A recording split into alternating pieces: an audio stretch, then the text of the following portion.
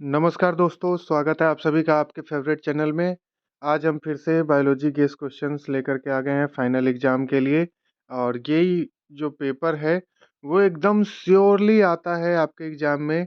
और ये 12th की बायोलॉजी 2024 का जो एग्ज़ाम होने वाला है उसमें सीबीएसई, बीएसईबी दोनों ही बोर्ड में और बाकी और स्टेट की जो बोर्ड है उसमें बायोलॉजी क्लास 12th के लिए काफ़ी इम्पोर्टेंट रहने वाला है।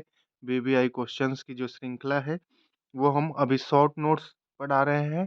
तो शॉर्ट नोट्स की ये हमारी आज आखिरी वीडियो है। इसके बाद हम जो है वो लगभग 3 मार्क्स 5 मार्क्स के जो क्वेश्चंस आते हैं उन पे शिफ्ट करेंगे। अभी ये 1 नंबर और 2 नंबर के लिहाज से हमारा इम्पोर्टेंट डेफिनेशन टाइप सेक्शन चल रहा है। तो ये आज लास्ट वीडियो है इसका, और बाकी 4 हमने ऑलरेडी अपलोड कर रखे हैं, तो आप उनको भी चेक करके और स्टडी कर सकते हैं। तो चलिए इसको स्टार्ट करते हैं। आज हम जो है 5 क्वेश्चन डिस्कस करेंगे, जिसमें से 2 क्वेश्चन जो है वो आने की पूरी संभावना है आपके फाइनल एग्जाम 2024 में। तो जिन्होंने अभी तक चैनल को सब्सक्राइब नहीं किया है, चैनल पे जो नए हैं चैनल को सब्सक्राइब कर ले, ऐसे ही अपडेट्स भरी और इन्फॉर्मेशन भरी वीडियोज पाते रहने के लिए, और हमारे साथ फ्री बायोलॉजी क्लास जो है उसको एंजॉय करने के लिए, और आपके एग्ज़ाम की प्रिपरेशन फ्री ऑफ कॉस्ट हो उसके लिए, और अपने दोस्तों के साथ, अपने फ्रेंड्स के साथ और अपने क्लासमेट के साथ इसको ग्रुप में शेयर भी करें, ताकि उनका भी प्रिपरेशन अच्छे से हो सके और उन तक भी जानकारी पहुंच सके। तो सब लोग चैनल को सब्सक्राइब कर लें और वीडियो को शेयर करें। चलिए आगे बढ़ते हैं अपने टॉपिक पे। तो हमारा जो पहला टॉपिक है वो है आज वेस्टिजियल ऑर्गन। तो वेस्टिजियल ऑर्गन नाम से ही है कि ये अब यूज नहीं है ऐसे ऑर्गन्स का। उन ऑर्गन्स को हम लोग वेस्टिजियल ऑर्गन बोलते हैं। The organ seemingly has no function, यहाँ पे नो फंक्शन और अनलेस नाउ, अभी फिलहाल नहीं है, but they might have functions previously which are lost somewhere due to evolution. यानी कि ऐसे ऑर्गन को हम वेस्टिजियल ऑर्गन बोलेंगे जिनका अभी फिलहाल कोई यूज नहीं है, लेकिन पहले किसी समय में कुछ सालों पहले उनका जो है वो फंक्शन हुआ करता था, जो कि अब इवोल्यूशन के क्रम में वो समाप्त हो गया है। ह्यूमन इवोल्यूशन का जो प्रोसेस हुआ है, जैसे जैसे वैसे वैसे वो जो है ऑर्गन वेस्टिजियल ऑर्गन की श्रेणी में चला गया है। तो इसको एक बार देख लेते हैं डेफिनेशन के फॉर्म पे। The organ seemingly has no functions और unless now, but they might have functions previously which are lost somewhere due to evolution. Clear है? अब हम नेक्स्ट देखते हैं adaptive radiation.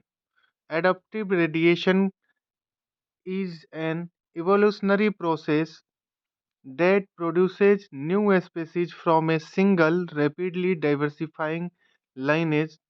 This process occurs due to natural selection. ये जो process है वो नेचुरल सिलेक्शन के साथ होता है, उसकी वजह से होता है।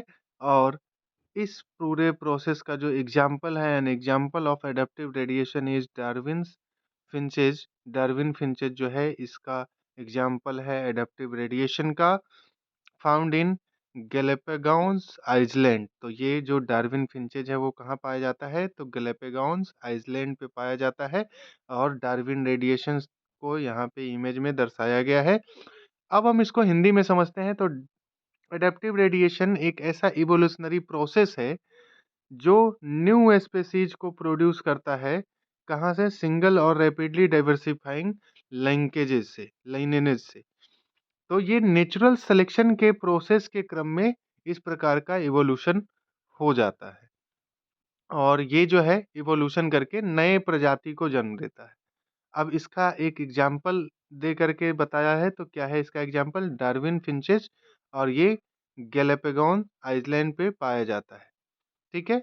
अब हमारा next question, cryo preservation. Cryo preservation, तो यहाँ पे प्रिजर्वेशन समझ में आ रहा है, बचा के रखना, और क्रायो मीन्स बहुत ज़्यादा, किसी को बहुत कूल टेम्परेचर पे, बहुत ज़्यादा टेम्परेचर माइनस में ले जा करके और वैसे टेम्परेचर पे प्रिजर्व करने को क्रायो प्रिजर्वेशन कहते हैं। एकदम आसान भाषा में समझ लिए। अब हम इसको किताबी भाषा में समझने की कोशिश करते हैं। तो cryo preservation is a process that preserves organelles, cells, tissues और any other biological constructs by cooling the samples to low temperatures. तो इसमें क्रायो प्रिजर्वेशन क्या कह रहा है कि हम प्रिजर्व करते हैं, ये प्रिजर्वेशन प्रोसेस है। और क्या प्रिजर्व करते हैं?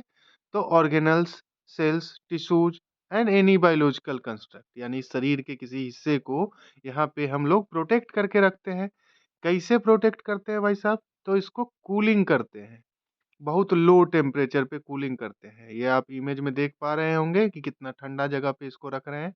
तो ये कूलिंग करके इसको प्रिजर्व किया जाता है बहुत लो टेम्परेचर पे। और किस चीज को? ऑर्गेनल्स, टिश्यूज, सेल्स और एनी बायोलॉजिकल कंस्ट्रक्ट। तो हमारा अब नेक्स्ट टॉपिक क्या है? Colour blindness. यहां तक सभी को समझ में आ गया? चलिए अब नेक्स्ट टॉपिक देखते हैं, कलर ब्लाइंडनेस। इसको देखते हैं उससे पहले जिन्होंने अभी तक चैनल को सब्सक्राइब नहीं किया है, चैनल को सब्सक्राइब कर ले और हमें भी पॉजिटिव मोटिवेशन मिलता रहे। और आप अपने दोस्तों के साथ, क्लासमेट्स के साथ इसको शेयर करिए ताकि उनका भी एग्जाम का प्रिपरेशन जो है वो आपके साथ साथ और बेहतर हो सके, ताकि किसी को एग्जाम के लिए अननेसेसरी टेंशन ना हो, सब रिलैक्स माइंड में रहे और 10 मिनट 15 मिनट का जो ये क्लास हम लाते हैं उससे उनका बायोलॉजी का जो बेड़ा पार हो जाए, वो एग्जाम में उनको टेंशन ना हो, आराम से वो अपना पेपर करके आए और खुश हो करके आए कि हमारा पेपर बहुत बेहतर हुआ है। चलिए हम टॉपिक देखते हैं अब हमारा, colour blindness. Color blindness occurs when you are unable to see colors in a normal way. It also known as color deficiency. तो कलर ब्लाइंडनेस क्या है कि जब कोई इंसान नॉर्मल नहीं, नॉर्मल जब देखता है तो वो किसी पार्टिकुलर कलर को नहीं देख पाता है, उसके लिए उससे किसी और चीज की आवश्यकता होती है देखने के लिए। और इसको हम लोग कलर डिफिशियंसी के नाम से भी जानते हैं, कलर ब्लाइंडनेस को। Color blindness often happens when someone cannot distinguish between certain colors. अब कलर ब्लाइंडनेस इसका मतलब ऐसा नहीं है कि उसको दिखाई नहीं देता है, उसको दिखाई देता है भाई साहब, लेकिन वो दो अलग अलग कलर में अंतर नहीं पहचान पाता है। जैसे मिलता जुलता कलर है, वो ब्लू और ब्लैक नहीं पहचान पाएगा, उसको लगेगा ब्लू ब्लैक है और ब्लैक ब्लू है, वो दोनों को एक बराबर समझेगा। तो इस प्रकार का जो समस्या आता है उसको हम लोग कलर ब्लाइंडनेस या कलर डिफिशियंसी डिसऑर्डर कहते हैं। This usually happens when between green and red and occasionally blues. तो जैसा हमने अभी ब्लू का एग्जांपल दिया वैसे ही ग्रीन और रेड और ब्लू में ये कभी कभी देखने को मिलता है, उसको पहचानने में दिक्कत आती है। तो इसको आप लिखेंगे कैसे एग्जाम में? Colour blindness occurs when you are unable to see colors in a normal way. It is known as color deficiency. Color blindness often happens when someone cannot distinguish between certain colors. This usually happens between green and red and occasionally blues. चलिए अब हमारा next है इसमें cancer. तो इसको देखते हैं, cancer. Cancer is a disease caused when cell divides uncontrollably and spread into surrounding tissues. Cancer is caused by changes to DNA. Most cancer causing DNA changes occurs in sections of DNA called genes. These changes are also called genetic changes. तो यहाँ पे आप देख पा रहे हैं normal cell है और ये कैंसर सेल है, तो इसका जो शेप है उसमें चेंजेज आ गया है। उसी प्रकार से इसको समझते हैं कि जो कैंसर एक डिजीज है जो सेल को डिवाइड करने में, यानी कि अनकंट्रोल्ड वो सेल डिवीजन होने लगता है और वो उसके आसपास में स्प्रेड करता है सराउंडिंग टिश्यू में। और ये स्प्रेड करता है और ये होता क्यों है? तो चेंज हो जाता है उसके डीएनए में। और डीएनए में क्या चेंज हो जाता है? तो उसके किसी सेक्शन में चेंज होता है जिसको हम लोग जीन्स बोलते हैं। तो जीन लेवल पे जो चेंज आ जाता है जिसकी वजह से वो जो सेल डिवीजन करता है तो वो अनकंट्रोल्ड वे में करता है और स्प्रेड कर जाता है आसपास के टिश्यूज में। तो इसी प्रकार के चेंज को हम लोग जेनेटिक चेंजेज कहते हैं और ये जो जेनेटिक चेंजेज है वो कैंसर कहलाता है। ठीक है? तो uncontrolled cell division is termed as cancer.